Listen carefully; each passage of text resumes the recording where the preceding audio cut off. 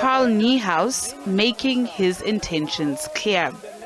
He's vowed to fight the outcomes of the National Disciplinary Committee tooth and nail. Last year, he was charged with 6 counts of misconduct for contravening Rule 25 of the ANC Constitution. I want you to hear this, members of the National Disciplinary Committee.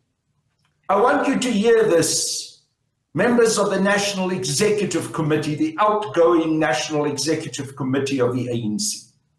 And I want you, especially you, Cyril Ramaphosa, to hear this. No one can expel me from the ANC.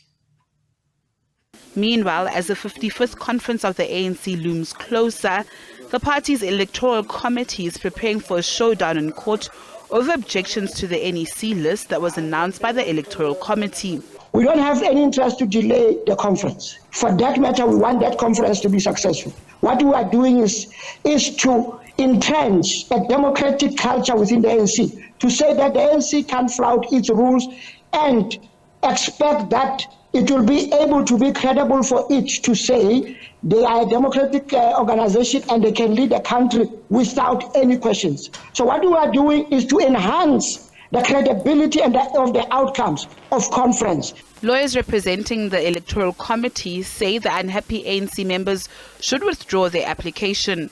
The electoral committee says the members need to understand the rules of the party. We can't not allow them to court if they want to go to court, but they should talk to us more. The gap is that they ask for the lists. We tell them we're still working on the list because we're doing the vetting and processing the declines and the acceptances. Now, whilst we are doing that, we furnish them with the list as they are.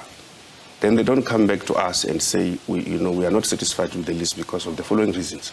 They simply appeal to the NEC and state the same reasons of 8.5.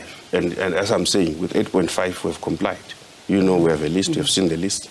We went to the media and had 2 media conferences announcing lists. That is executing Rule 8.5, which they cite. You see, and that's why we're saying they're citing out of context. And what confuses most comrades in terms of these processes is that they are governed by the ANC Constitution.